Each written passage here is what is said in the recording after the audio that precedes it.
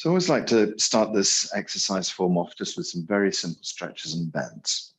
So we're just concentrating on the belly, deep inside, lower dantian. We're just going to gently turn. So see how your back feels this morning. Make a slow turn and look over your shoulder, and then drift back to the front. Do the same on the other side. And we're just assessing our back, see how it feels. To see if there's any sort of, warning signs, any twinges. And then we can just allow the back to gently turn. Soft shoulders, soft elbows, soft wrists, and the whole body gently turns.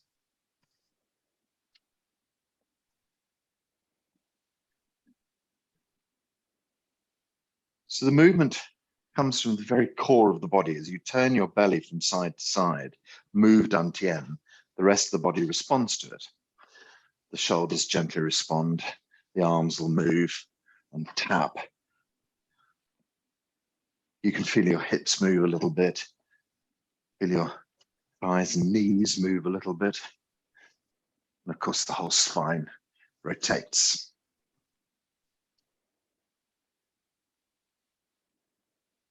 Around the back, we're just letting the hands strike just below the ribs. As we strike just below the ribs there, we're just tapping onto the base of the kidneys. So at this time of year, good idea to keep our kidneys stimulated during winter. Just by tapping here, striking just below the kidney, it sends a little vibration through, wakes the kidney up, gets all the kidney function moving well.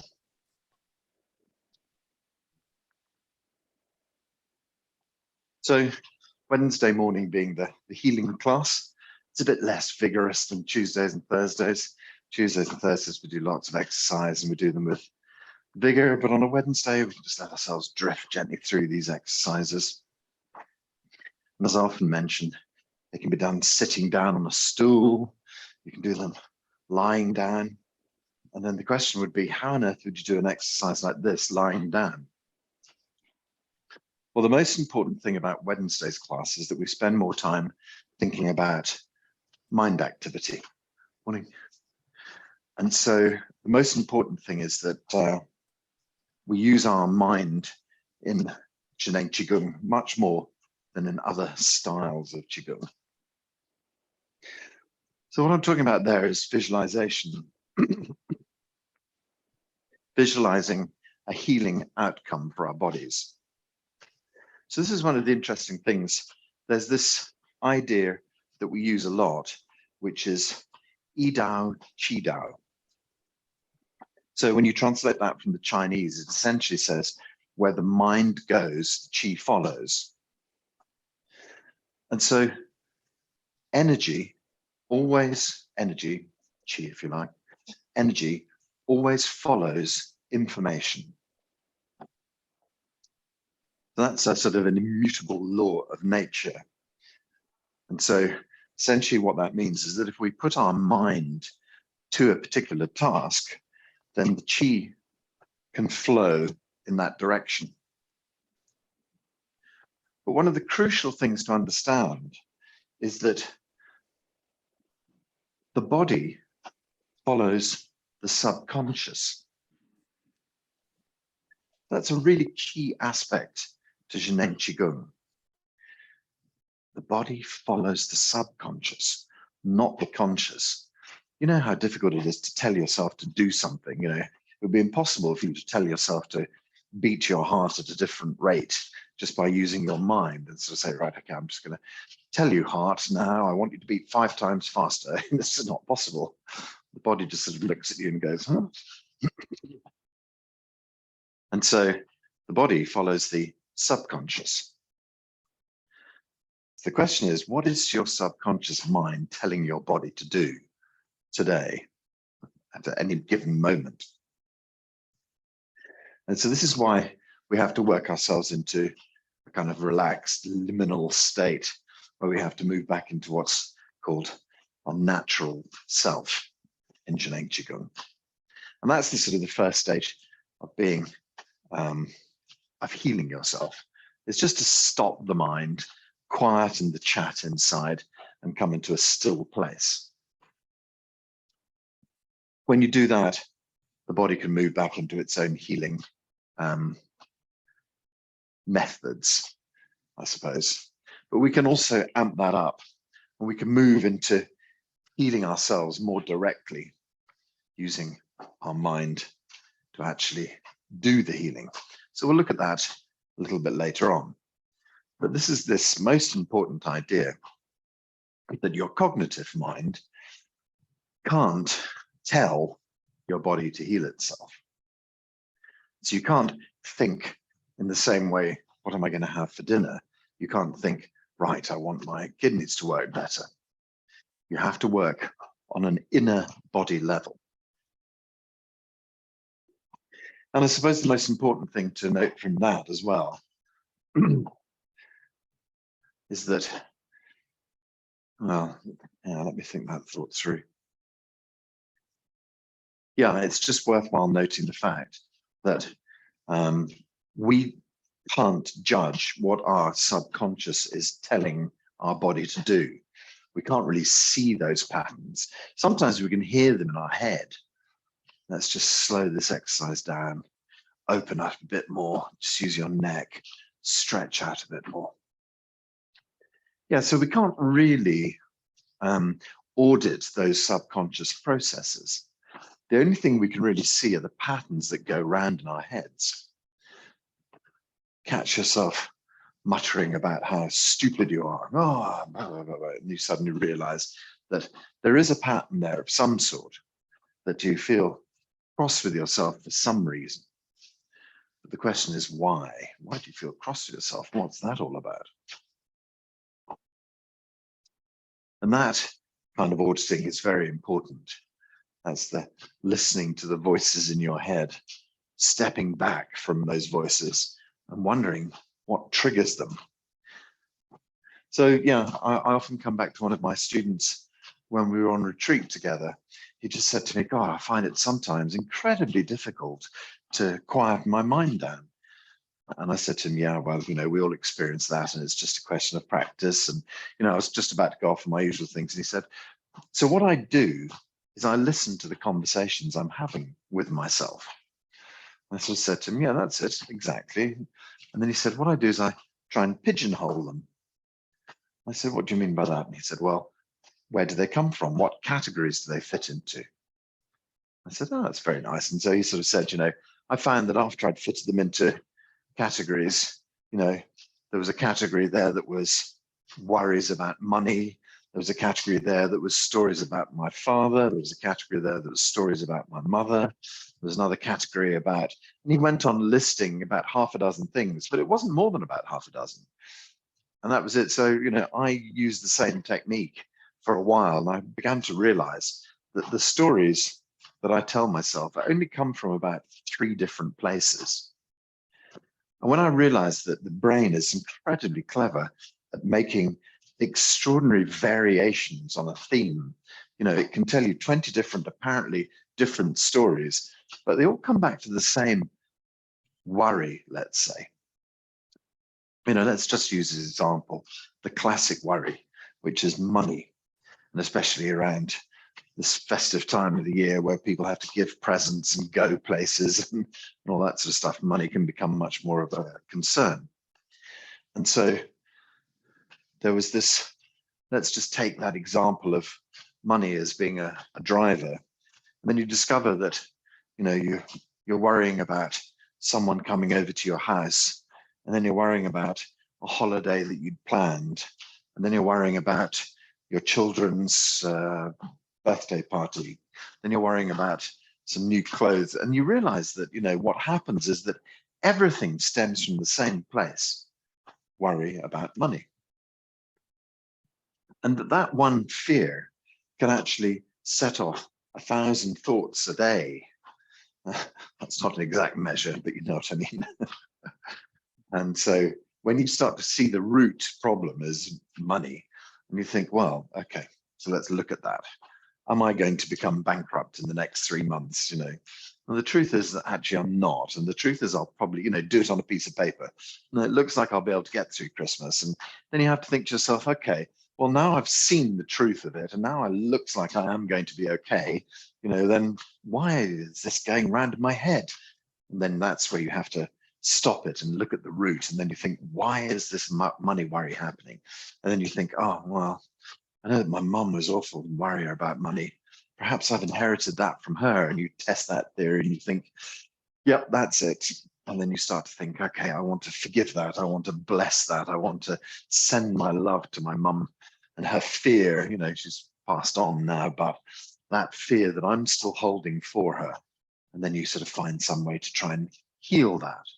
And then you discover that when you've gotten at the root of a problem, your subconscious changes. Okay, so let's allow that to gently flow to a stop now. I'm sure we've had plenty of warming our back up. Let the body settle, let the body stop moving inside as well. Just gently put the hands in the earth and lift up. And then gently move the energy down through the body. So you can feel as if you're able to move this chi from your head, draw it all the way down into the belly. So it's like gathering energy in the body, locating it deep inside the belly, and then just let the hands relax and imagine the chi just flows back down your legs. So it's almost like creating a perfect circuit. You lift up and you gather up, you draw this chi up above, and then you allow it to flow through your body, moving the energy down. It's almost as if you could comb chi fingers through a chi body, drawing the energy all the way down into your belly. And then relax the hands and let the chi flow. Let's do that again.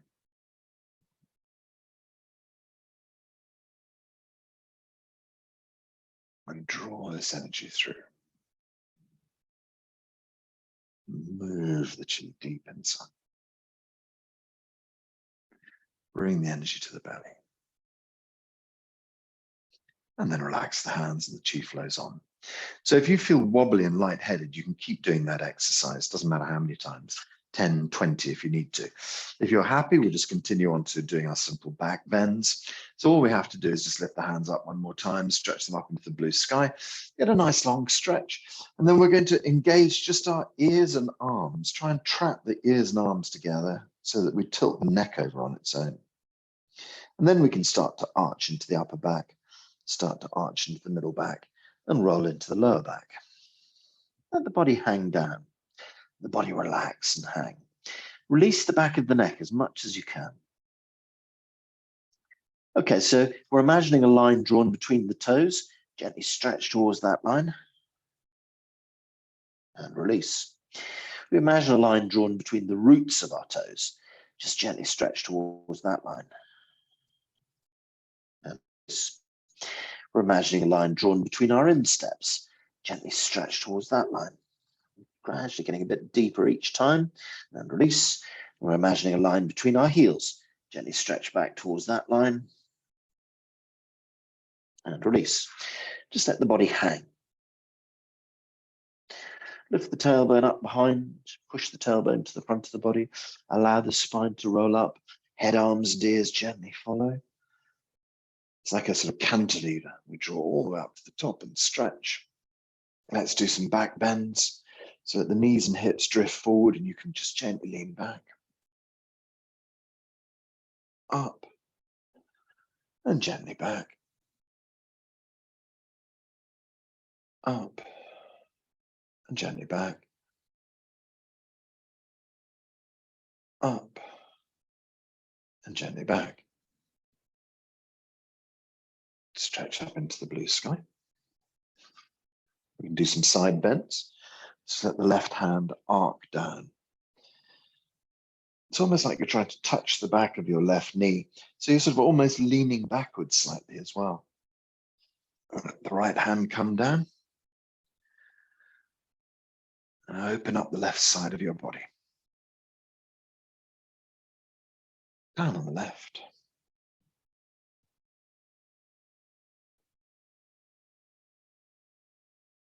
And down on the right.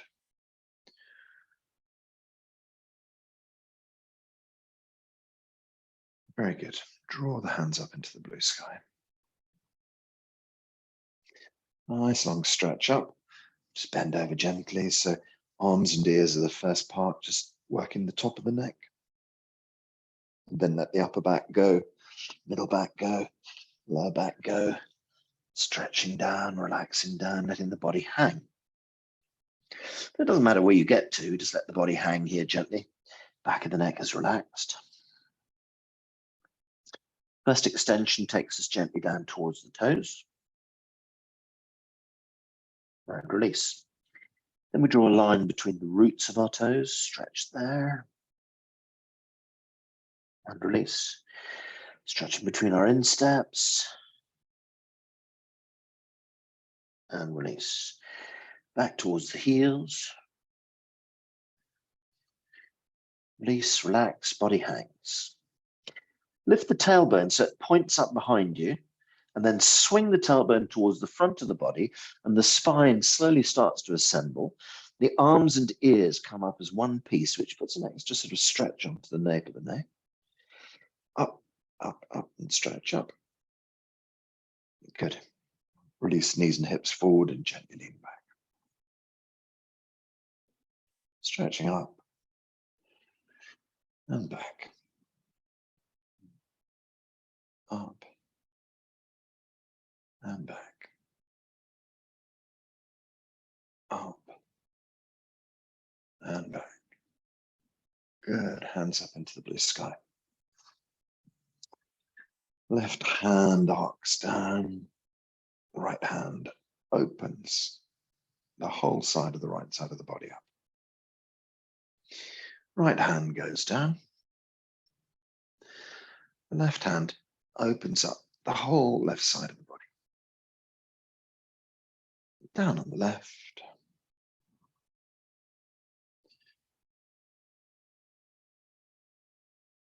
And down on the right.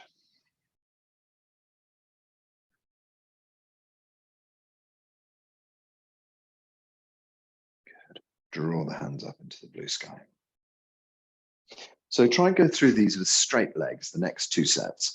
So if we lock our legs straight, we can really work on our hamstrings, tipping over the head and arms, working into the upper back, middle back, lower back, keeping the legs as straight as we can. And that engages the hamstring.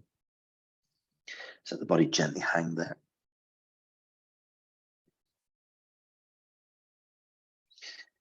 Stretch softly towards the toes. Release. Roots of our toes. Release.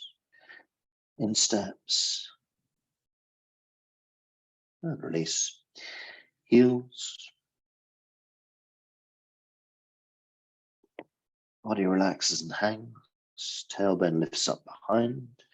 Tailbone pushes to the front. Spine rolls up. Head, arms, and ears gently roll up. Stretch up into the blue sky. Knees and hips drift forward as you lean back. Up. And gently back. Up. And back. Up. And back. Hands up into the blue sky. Left hand down. Down on the right.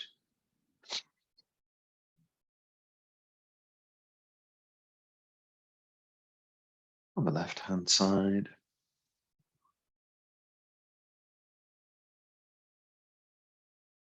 And on the right hand side.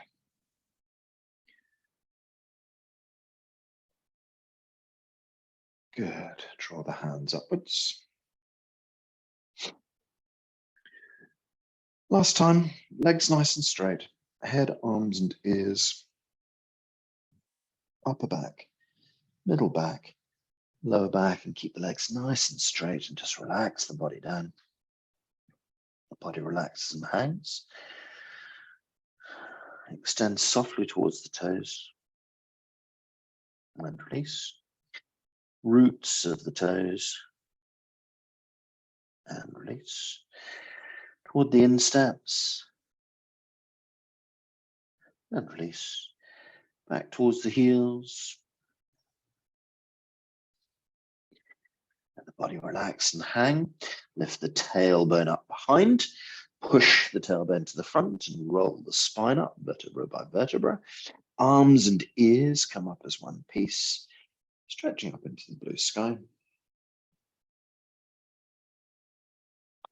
Knees and hips drift forward as you lean back.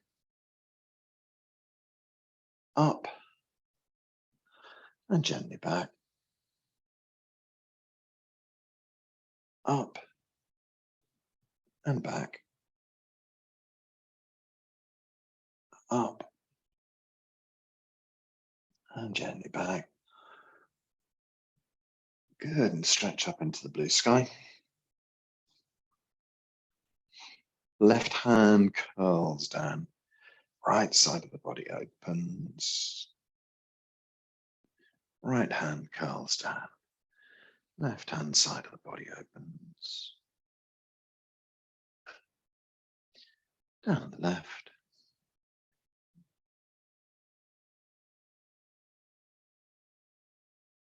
And down on the right.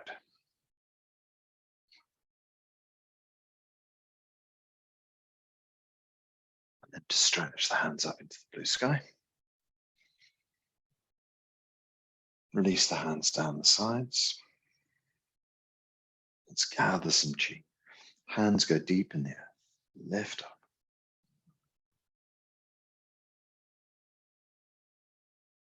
Or down.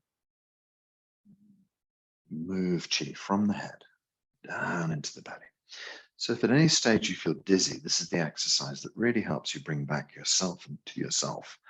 You can literally lift the hands up and you can imagine just moving any chi that's escaped into your head, as it were, and moving it all the way back down into the belly. Of course, there's always going to be chi in your head, but it has to be the right amount, not the wrong amount. And so we can sort of comb the chi down through our body and bring it all the way back down into the belly where it's supposed to reside. And that brings us back into our center. So centering is what we need. People often say, oh, I don't feel very grounded. I need to be connected to the ground. You don't. You need to be connected to your center. Okay, so let's just draw the hands down one more time. We can just bring it back to our center.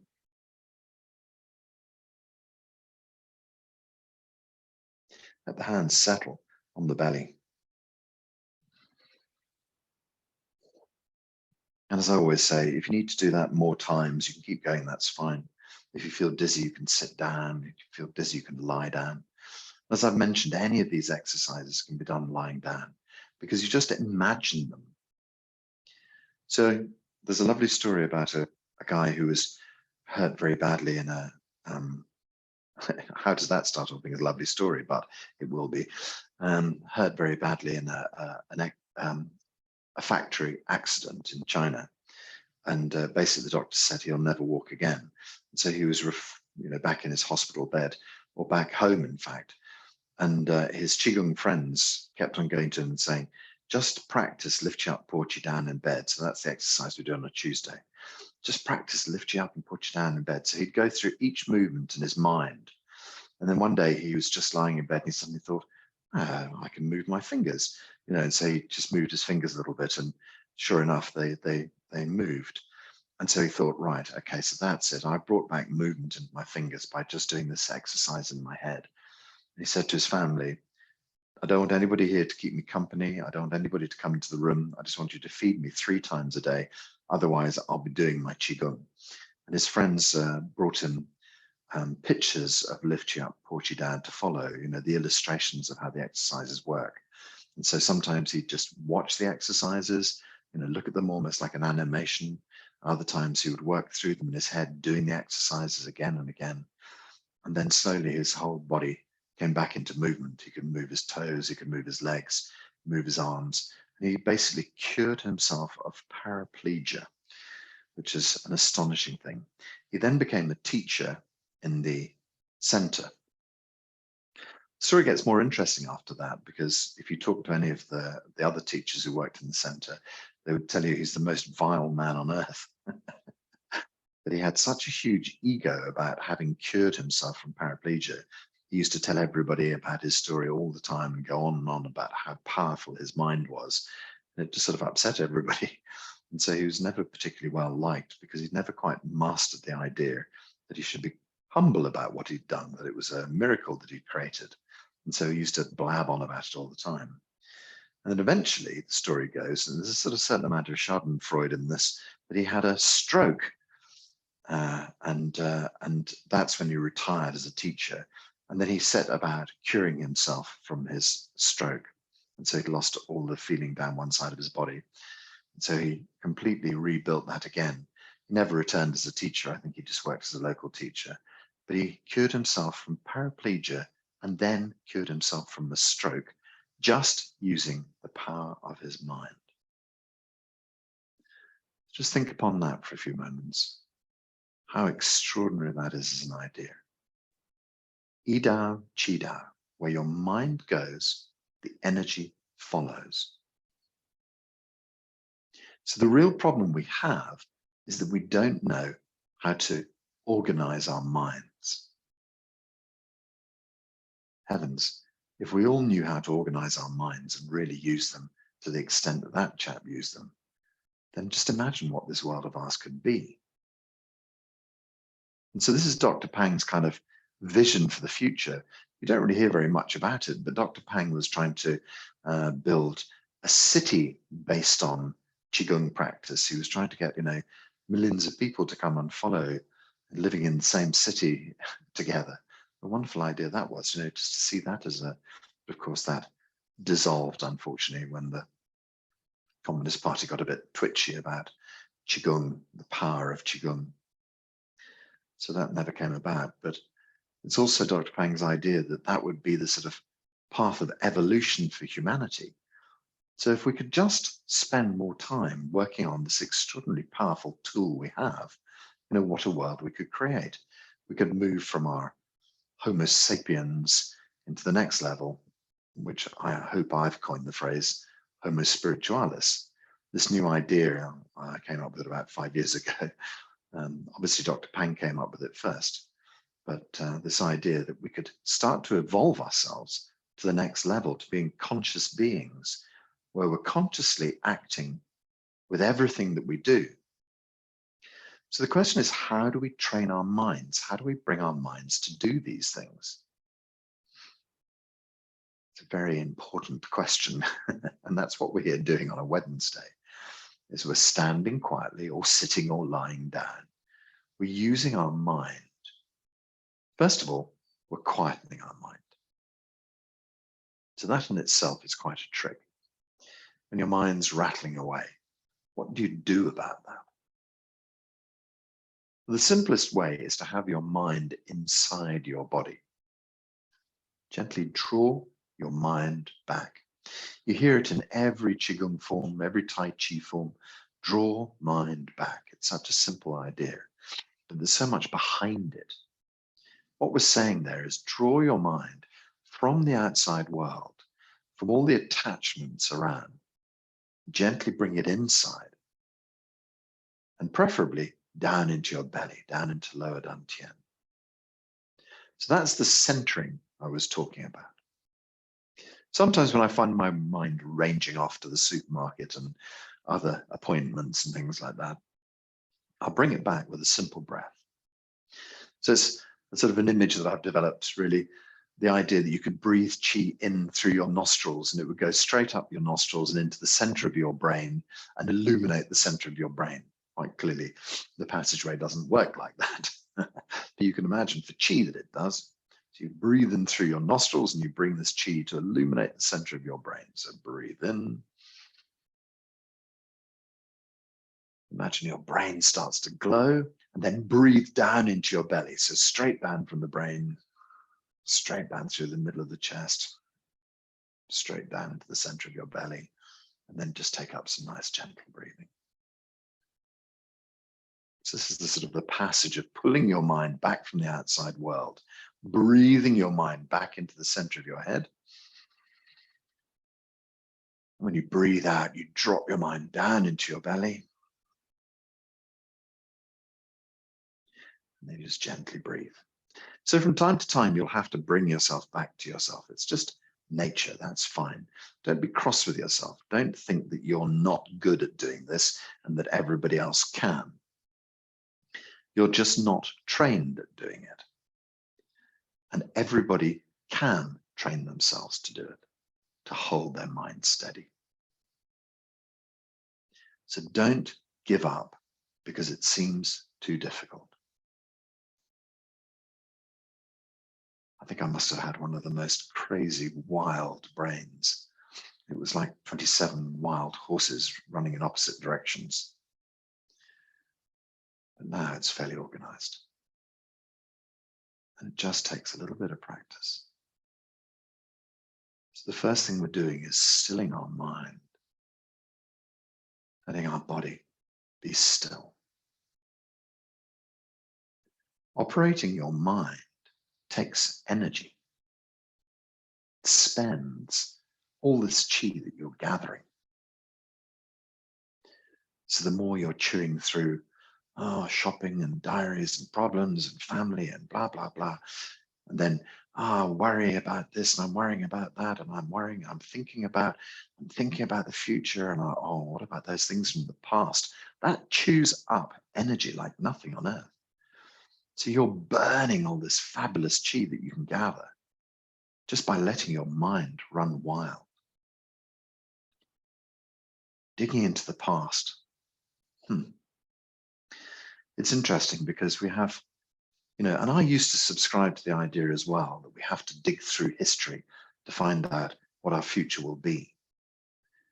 But I think that's absolute rubbish these days. I think what's in the past is in the past. I think nothing ever repeats itself in the way we expect it to. You can have very generalized ideas, but God, it doesn't take you the rest of your life digging through history to find generalized ideas. I think we all have generalized ideas of what the past has done and how the future will look because of it. But the actual trying to forecast the exact future from gazing at the past is nonsensical. The flow of chi is not like that. The second you trap the flow of chi, it's gone. It's like in the old Tom and Jerry cartoons. Tom, the cat, whacks the mouse, holds it underneath his paws, and then he opens his paws and finds the mouse is gone. It's that kind of, what? It's exactly the same with the past. It's exactly the same with the flow of chi. You try and trap it. You think, I've got it. And then, no, it's gone. There's no point in dwelling in the past in that way. At some subconscious level, we already know the answer. We don't need to mull over it. We know when something's good or bad. Something's a good idea. Instinctively, we know that. We don't have to trawl our past to find it. So what about the world around us? What about our politicians? Can you do anything directly about that? Every few years you get a chance to vote, you vote. That's fine. You can't directly go to your leader of your country and say, hey, look, I want you to change this for me now. It just doesn't work that way anymore, unfortunately. There's only one person you can change, and that's you. You have to change the way that you behave. We often hear the phrase, Gandhi, perhaps, be the change that you want to see. That's it. The only thing you can do is be the change, is to bring yourself to live in a different way. I would suggest to bring yourself to live in a Qigong way, because I feel that has been the perfect example for me. But whatever your choices, it's about bringing yourself to be the best version of you possibly can. If every person on earth strive to become the very best version of themselves, how the world would turn.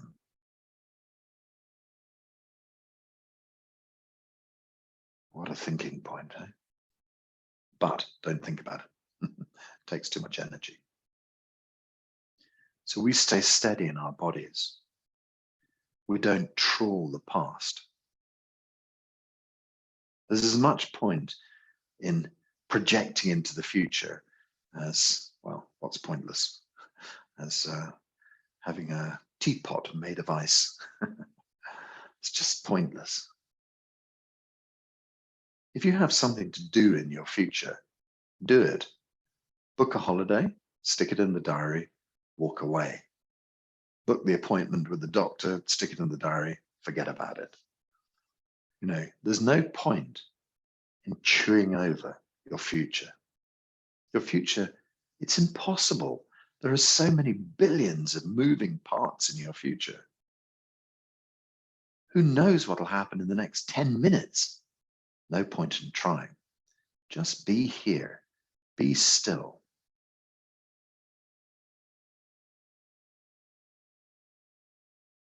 I love when you look at the English word nowhere and you just split it up. Now, here. Nowhere, now, here. So now, be here. Be nowhere.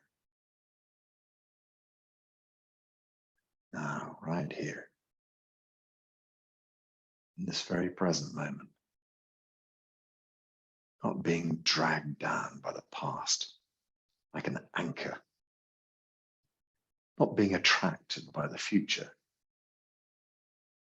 like some fake promise. We're just here, very present, deep in our bodies.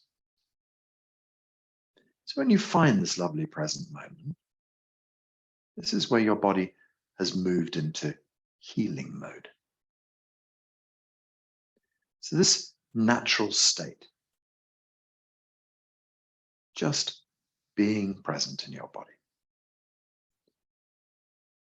If you're standing, the idea is that the standing posture, soften knees, straight spine, that really helps you to gather as much energy as you can from the chi field around you.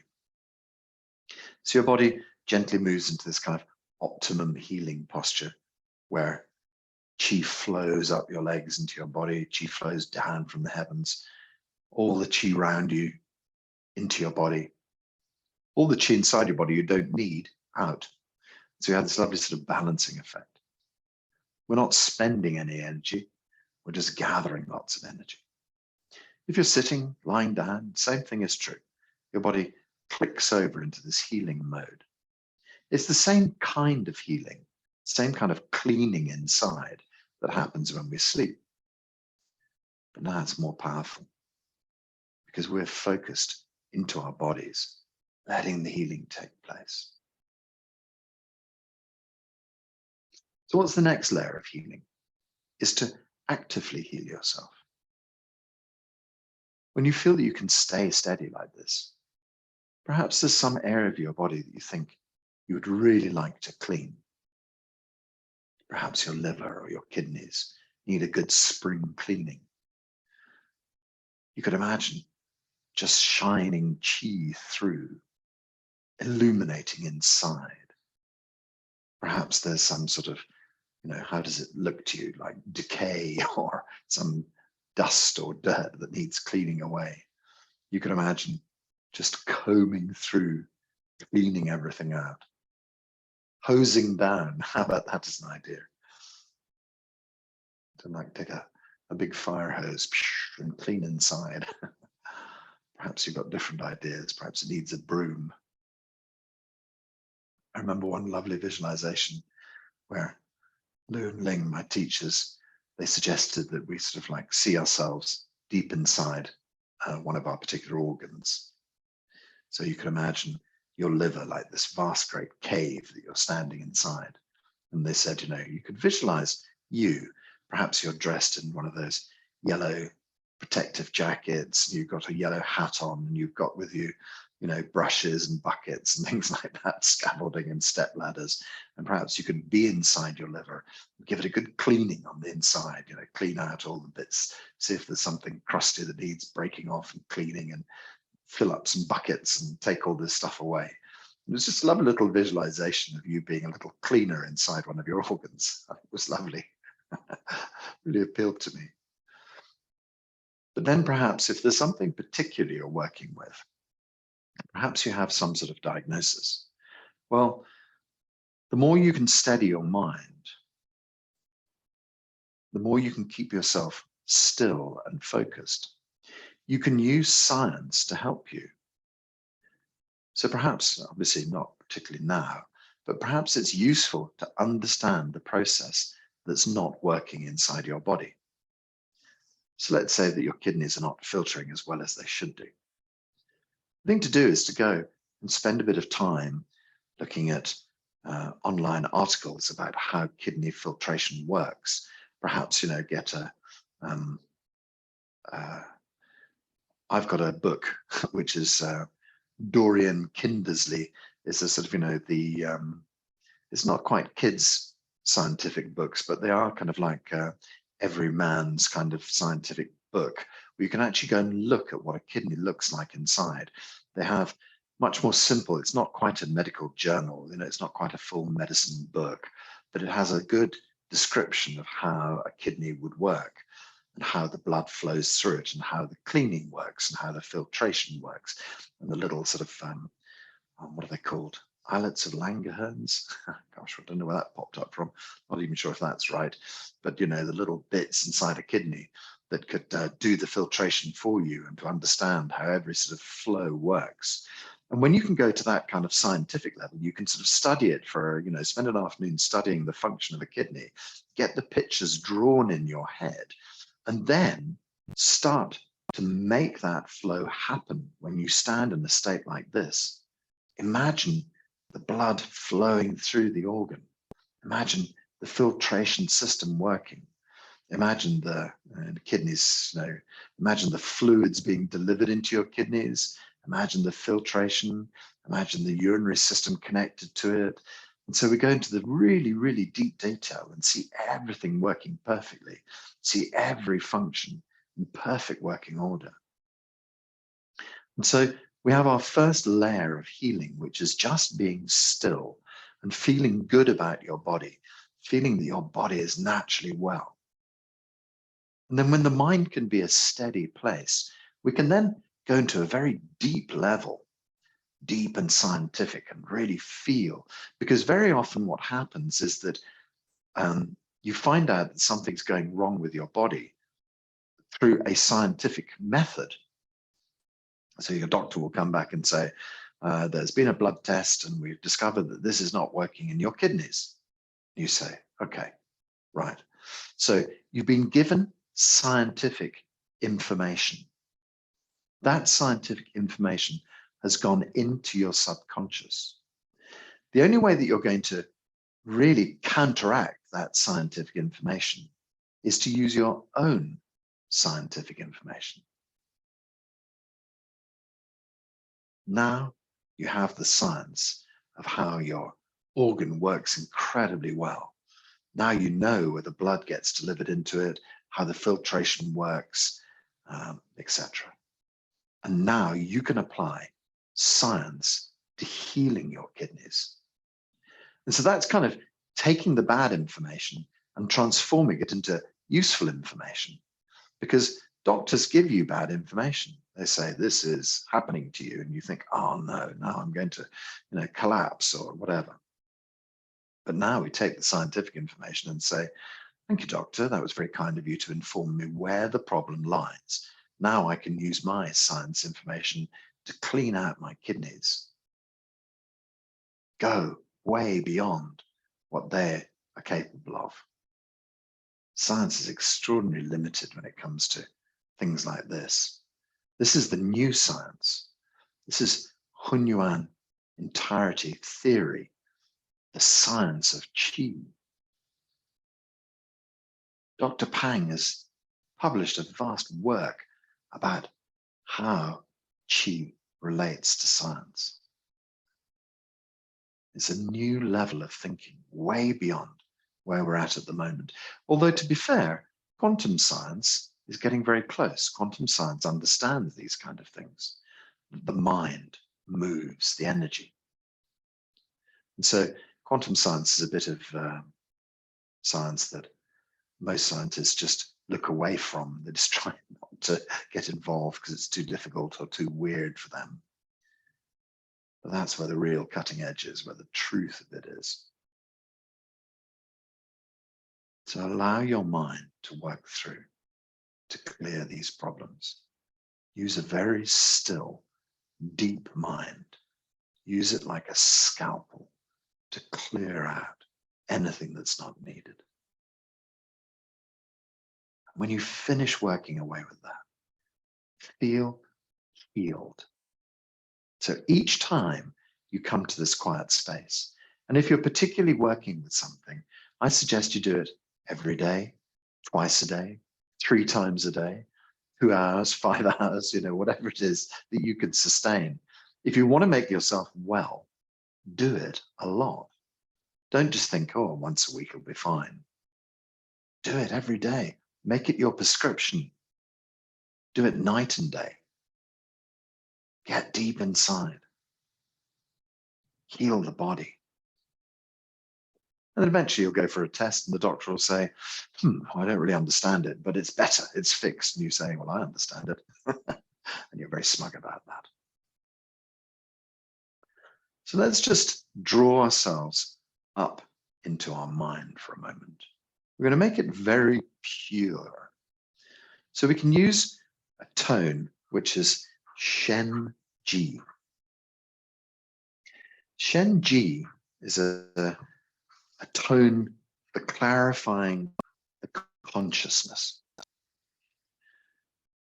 So we can quietly say to ourselves, Shen Ji.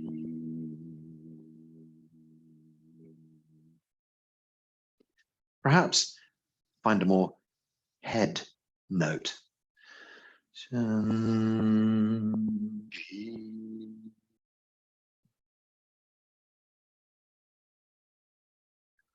So we have head notes and body notes. It doesn't matter if you can hit a tone or not, it's not important. Don't worry if it sounds weird. No, just work away with it. Shen Ji.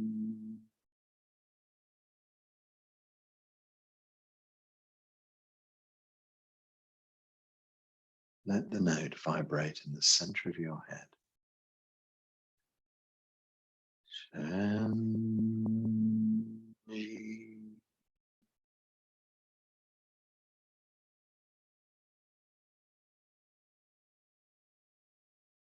Imagine the center of your head vibrating gently with this tone. Shen Ji.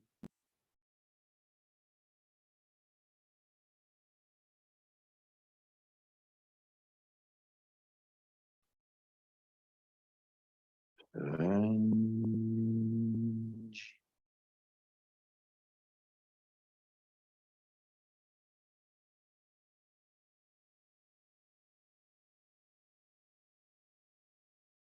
Shen Ji.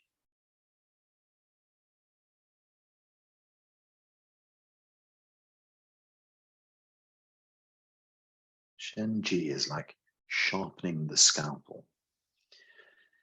Shen Ji.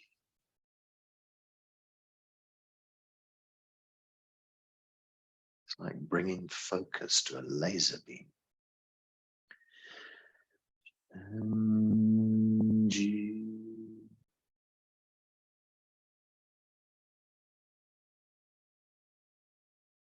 Right in the center of your head, begins to glow. Shen Ji.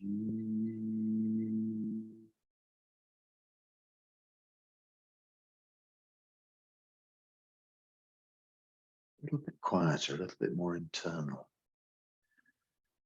Shen Ji.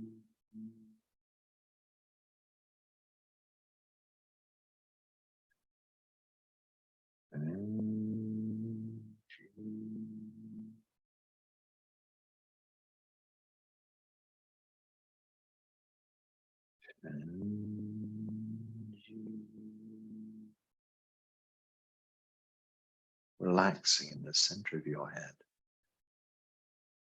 Shen Ji.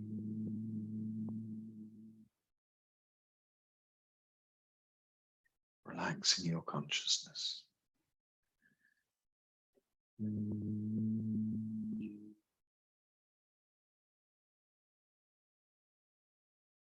Gently take the tone inside into silence. Keep going.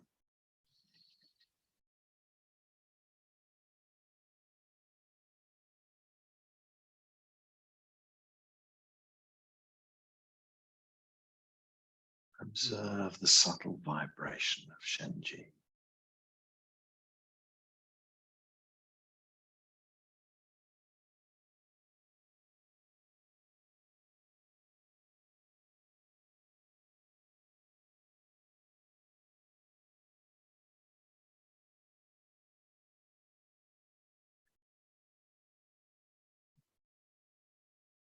Imagine that you can gently expand.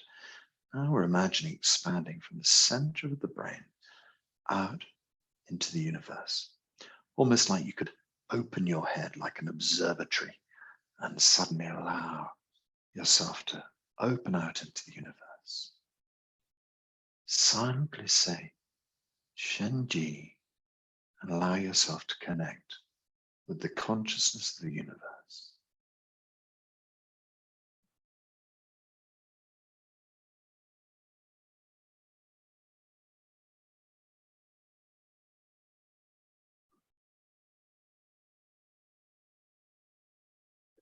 Like a beautiful flower opening in the sunshine. You open out into the universe, silently sounding Shen Ji and feeling the depth of vibration.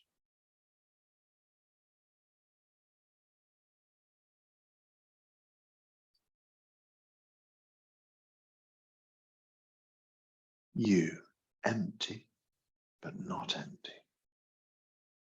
dissolved into the universe. Allow the whole of your body to dissolve into the universe. The universe is just pure Hunyuan Qi. Pure, undifferentiated energy that you can use to heal yourself. So gently draw the whole of the universe back to your upper dantian, up into your brain. Imagine this vast energy deep inside your brain.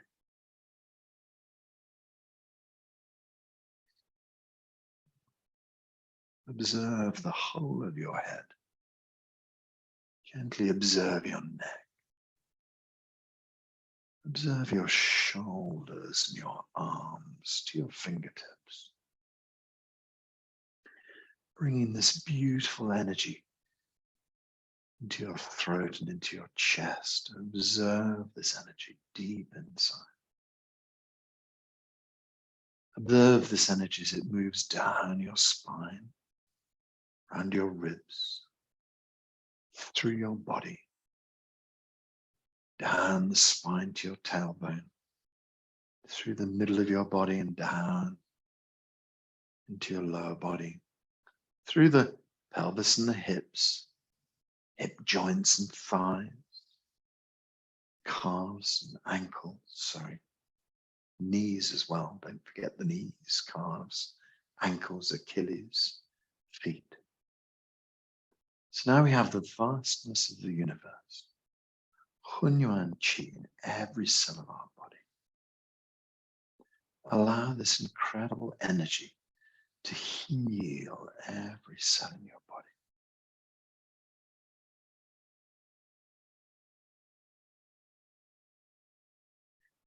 Feel this pure awareness through the whole of your body. We can use the term shu just to make it ever more pure. Shu.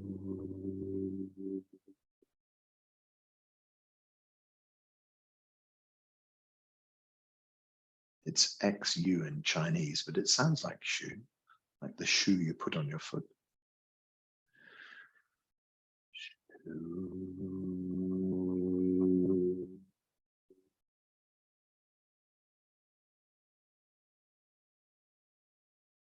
Let shu vibrate through our body. Shu.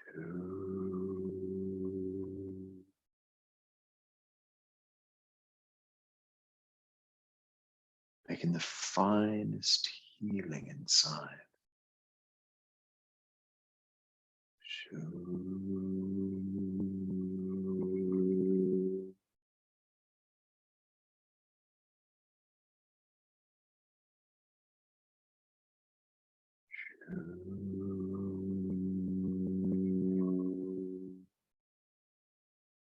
Chi inside your body becoming more and more refined.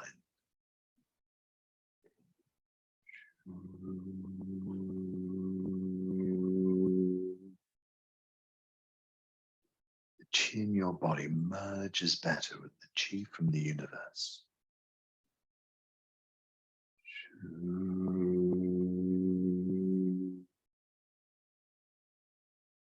Creating space deep inside your body.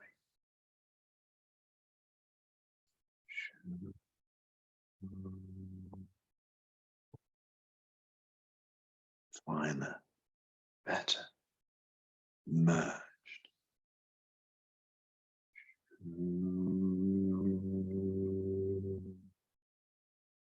Inner space becomes more and more pure.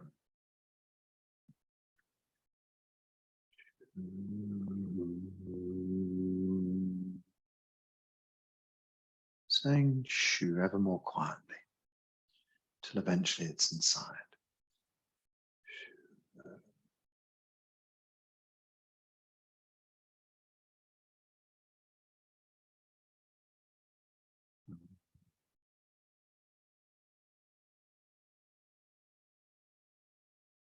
Just feel yourself infinite with the whole of the universe. Pure chi in every aspect of your body. Allow every aspect of your body to heal.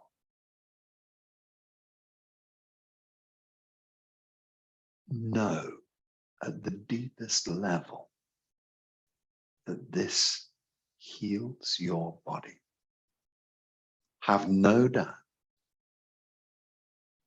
This is how you heal yourself. Your mind pure and still. Your body filled with the purest of energy. This is where absolute healing comes from. Notice this feeling, notice this space. Just remember that at any moment you can bring yourself back to this absolute pure healing moment whenever you need it.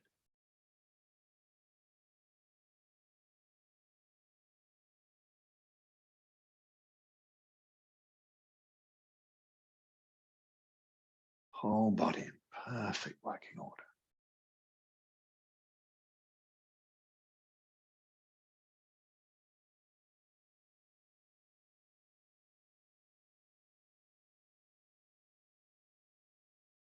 So hold this healing deep inside as we bring ourselves slowly towards our closing down. Just allow your hands to move gently back past your hips. And they can move out to the sides of the body. They can make a big circle, as if you were gathering a vast ball of chi in front of you. And then you can slowly bring this ball of chi back into your body, gathering it deep inside. So traditionally it would have been left hand first for guys, Right hand first for ladies, but it doesn't really matter. We just bring this huge ball of chi and gather it deep into the body. We can do that a few times. Gathering chi is lovely. You just slide the hands back past your hips. Just flare them out to the side. You gather a big ball of chi in front of you. Whichever hand wants to go first, whatever feels natural to you. Let's gather this chi. This vast ball of energy, just imagine you can squeeze it in through Du Chi deep into your belly button, deep into your belly, and hold it all there. This vast field of energy in the core of your body, healing your body, storing all this energy. One last time with the gathering then. So draw the hands back past the hips, flare the hands out to the side, a vast ball of chi gathered. And then let's bring this ball of chi back into the belly, storing, holding, keeping all this fabulous energy deep inside. Lower dantian chi is abundant. Blood and chi flow well through your body. The healing of the universe courses through every cell of your body. A complete and total healing. Well, we know that sometimes the physical process takes a little bit longer to catch up with the chi process, but the chi process is so strong and already moving. So every day is a step towards a perfect healing. Every day you're going up the curve, not down the curve. So sometimes, it takes a bit longer, but it doesn't matter, does it? Because if every day you're getting slightly better, that's all that matters. Some people heal spontaneously, instantly, pow, in a moment they heal. Other people, they might take 5 years or 10 years to heal, but it doesn't matter because every day you get better. And so where's the problem in that? Just let your body do what it needs to do. Some bodies are a bit slower than others. Just be kind to your body. Just smile. Just know your body's got its own little ways. But know that every day you're getting better. Every day you're healing. Every day you're moving forwards. So with that in mind, let's just gently turn 3 circles round our belly button. Gathering all this energy, holding it, storing it deep inside.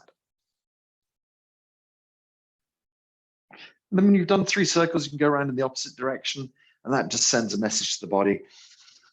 We have to get back into what we call reality, get back into this daily life, hold all the chi inside, but seal the body.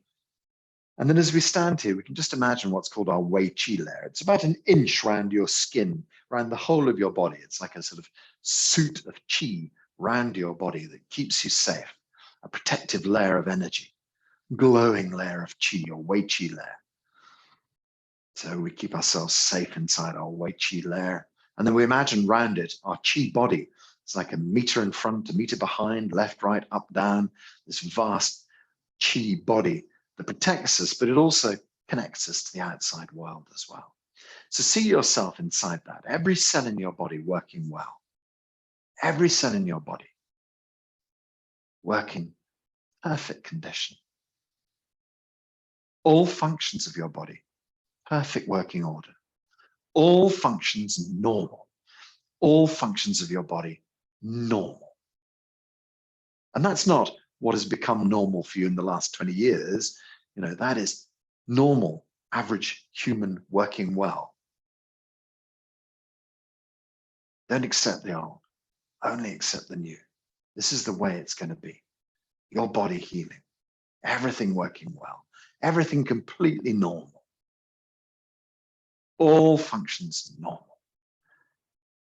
So we just let our hands gently down beside our sides, so we can slowly open the eyes, put a big smile on our face. We can wiggle our fingers, move our toes, shake out a little bit. So the only phrase you need is Hao La. Hao La means everything is good already. Everything's already sorted out. So we'll say Hao La together. If you don't mind unmuting yourselves.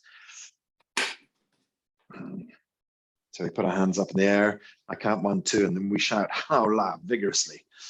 So hands up. 1, 2. Ha. 1, 2.